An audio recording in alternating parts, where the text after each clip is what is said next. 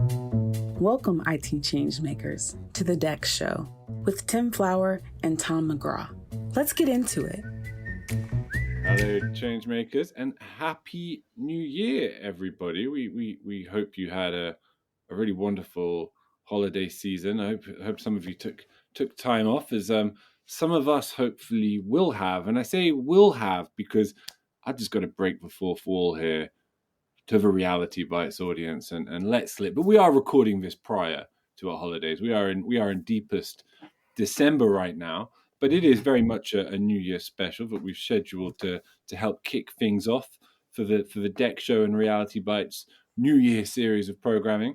And that's because we're going to be looking at New Year predictions. We've got just about the entire Reality Bytes panel with us yet again, although Sean is, I think, on his way, not with us just yet, but we have Oriana, Dina, Tim, of course, and Megan, and Catherine, our super producer, also in the building.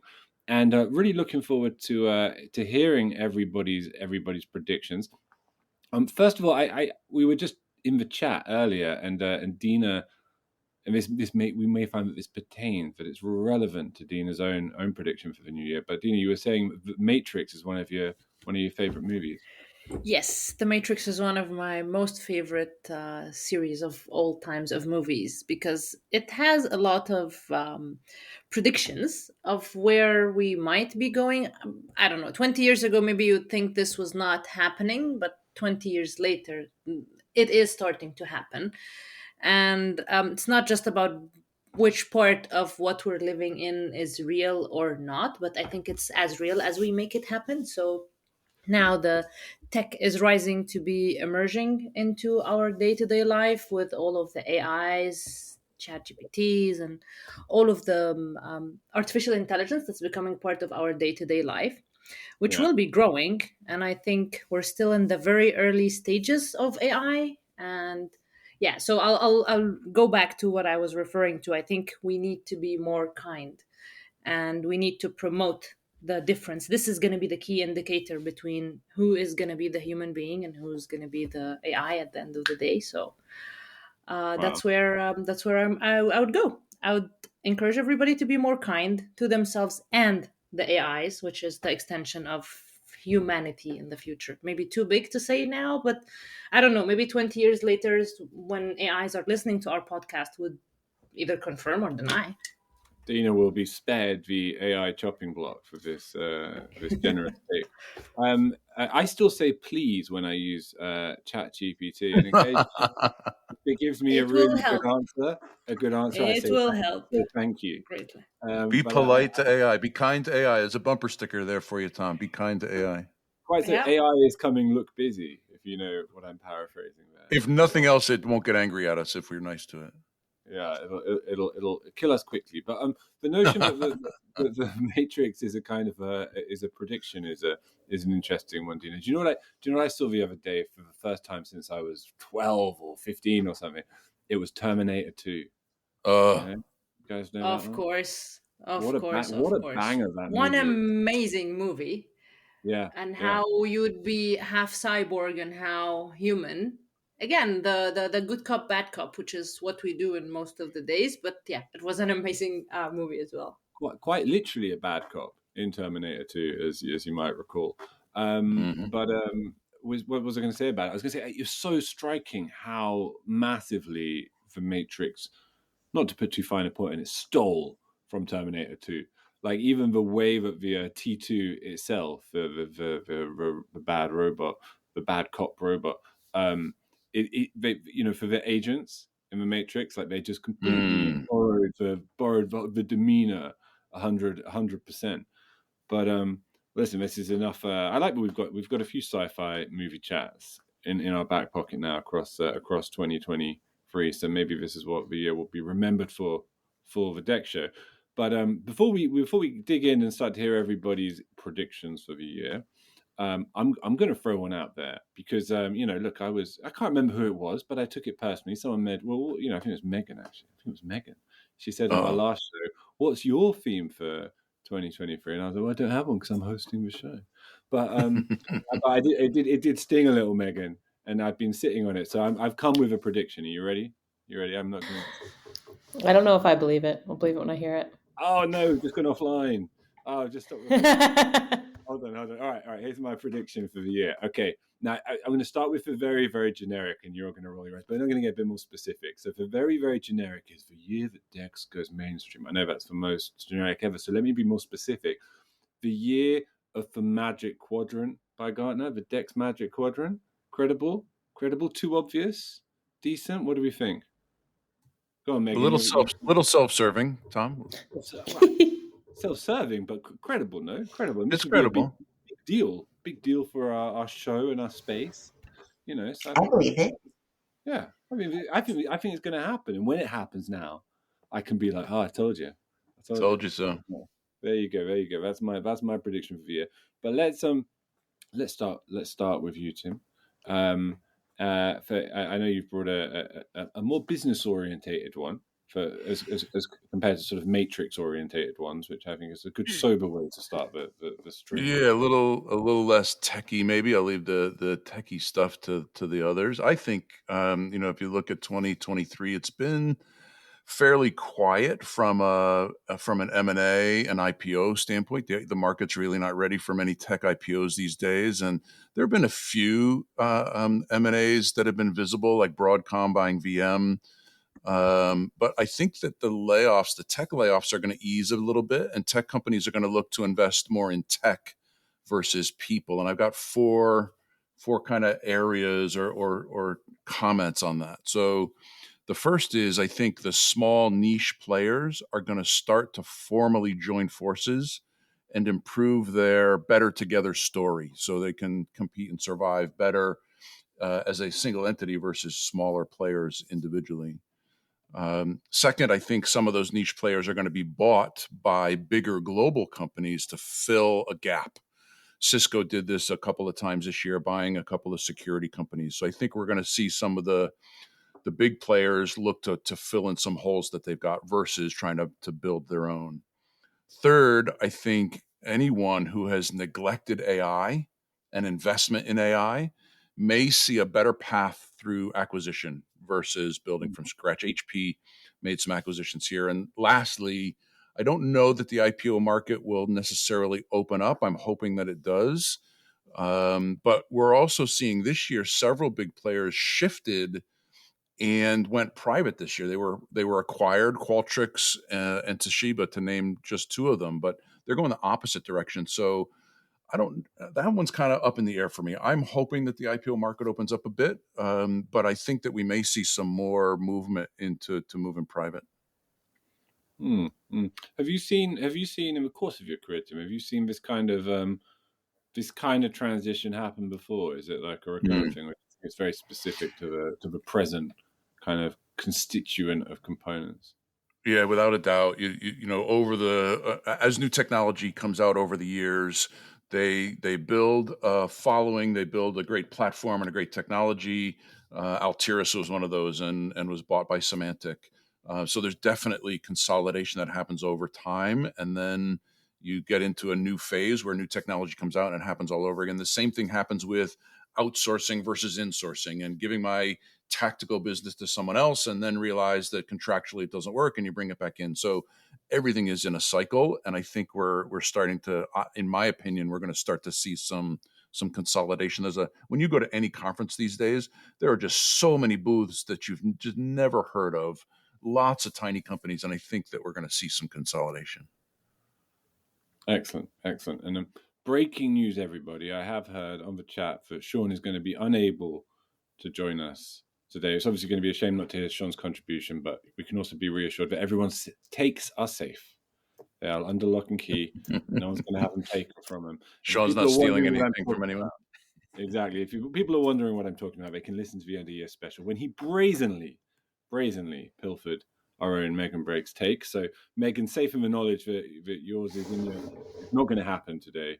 Did Megan go do something to Sean today to prevent him from joining? Yeah, I challenged him to a duel, but he did not accept. So coward. Yeah. Okay. So for me, for this year, not quite as sensible as Tim's. I feel like Tim offered us like a real vision for like where the business world is going in the next year. And I was chatting on the side with our producer, Catherine, that my take is much more of like someone who watches The Matrix. But I think that, and I will say that this is not only mine, someone on the experience stage said this year, and it really kind of struck me, and I've been thinking about it since, that this year with ChatGPT coming out, we saw this release of all these different AI tools, right? Like everybody's got a little like AI chatbot that you can talk to now, and it might be able to give you the answer you're looking for. But for the most part, my experience in the marketing tools that I use has been that it's not very useful. That it's still kind of a nascent technology. It's not doing what it needs to do. And what I think we might see, where I think we could go, is that the person or the tool that wins this kind of like AI assistant battle will be the one that can cut across tools, that can kind of look at your whole scope of data that you're working with and be able to pull actual insights that are useful for you to do your job. And what that looks like will probably be different depending on your function. But I think that we might start to see the advent of AI tools that can do that can cut across tooling to try to pull sort of high-level business insights. Yeah, I'll back that up. You're starting to see that with tools like Icera, the internal kind of corporate AI, Gen AI to use internal data. I think that's. I think we're definitely going to see more of that, because the alternative is to integrate tools, which is difficult. AI can see across those and just go right for the data. Fantastic. Since you mentioned for Matrix, and we've already heard from her briefly, let's come back to Dina. Dina, so you already gave us a taster of what your prediction was, if we could call it a prediction per se. Maybe unpack it a little more for us, then. What is your anticipation with regards to the coming Matrix reality? So my anticipation is a little bit more across. So it's not just going to be the little bits of AIs around. It's going to be more integrated, and its growth is going to be much faster than its beginning. We'll have a lot of cross functions, people doing multiple tasks, and it's not just going to be one person who's doing one specific job. So you can be a designer, but then again, you can add some more tech into it and be more into tech and design at the same time with the support of AI. So we will be integrating our skills with the artificial intelligence capabilities that are growing very fast. So I would believe that we will be a lot faster, more efficient, and hopefully more productive than we are at this year. And I think in the next 2 years, we're going to be having this visibly there in all of the domains, and I think in different industries as well. So that's my prediction. AI not taking over, but integrating. And I think we're smart enough to make sure that we're keeping boundaries between AIs and human beings by being kind. By being kind, was that? Yes. This comes back to your original point, but because of this integration, we need to all be on our best behavior. Definitely, because if you need AI to serve you well, we need to be at our top behavior. Otherwise, it's just going to be releasing a cannon out of without having any control over it. If they know how to write code, how to fix errors and enhance themselves, our ability to do that is a little bit slower. So we need to be conscious of time. It's a bit like, do you know what it reminds me of, Dina? It's a bit like pet ownership. No? Yeah, do I own my dog or my dog owns me? Well, there's that element, absolutely. The way you raise an animal, the True. you show it, True. you're trying to encourage it. We all know the most dangerous animals have dangerous owners. I think it's very fair. True. And the fact that we add sentiment analysis and behavioral analysis into everything that we do, I think we need to keep that same pattern even when we're dealing with AI. We should not deal with AI as if it's just a machine that everything that it does is predicted. It's not really, because it starts to pick up from human behavior and human interaction on a wider, bigger scale, since they can do this 200 million times faster than we do. Excellent prediction, Dina. Excellent observation with it. Oriana, last but not least, I know it's sticking to the theme that Dina, Megan, and to an extent Tim have kicked off, which is unsurprising. We all expect this to be another year of AI, which is fair enough. Yeah, and to be fair, I think my prediction, I actually am not super confident in saying that this is going to happen in the next year, but rather the thing that I think is going to happen as a result of this great enthusiasm for AI is that we're going to start to see the limitations and the costs of AI. So right now, it's tremendously inefficient, especially these very general models. As Megan was saying, you often see when you're using them in context that they just aren't very effective in knowing a particular domain. And then the other part is they're intensely resource intensive. Pardon the terrible phrasing, but they use so much electricity, and that's going to become a huge, huge issue. It's already becoming an issue in a lot of places. We've seen this with the excitement for green IT. So I think there's going to be a lot of energy towards how do we make AI more efficient and effective. And I think one of the ways to do that is actually more specialized and domain-specific LLMs. So that's large language models that are trained to be a domain expert in a particular area. So it's not going to be, your perfect chatbot. What it is it's going to be very well informed about a particular topic. It's going to be trained by experts, not just by, anybody who can click on a survey. And it will be much less costly in terms of energy as a result, because it's not trying to answer, every single question in the universe. It's going to be answering very specific questions. And that's something that we're doing, right? We are training our model to be an expert in the types of questions that we need to answer. And I think that's going to be so much more effective and useful. And it's much less costly in terms of the environmental impact. Well, I like the divergent takes on AI. I like Tim grounding us. I like me bringing it back to DEX a little bit. Everyone, I mean, come on, everyone's predictions are a little broader than our set remit. I'm just kidding. But I think it's a pretty good beginning of year bag of predictions to leave people with. We'll never know which one of those Sean would have stolen, but hopefully we'll have him back very, very soon. And really enjoyed talking to you all. And although people will be hearing this after everyone's had a bit of time off, at least hopefully, I hope you all have a lovely Christmas and New Year. Wonderful working with you all across Reality Bytes, and let's have a fantastic 2024 together. And of course, we hope you too, listeners, enjoy the new year and have a fantastic 12 months ahead of you. Goodbye. To make sure that you never miss an episode, subscribe to the show in Apple Podcasts, Spotify, or your favorite podcast player. And if you're listening on Apple Podcasts, make sure to leave a rating of the show. Just tap the number of stars you think the podcast deserves. If you'd like to learn more about how NextThink can help you improve your digital employee experience, head over to nextthink.com.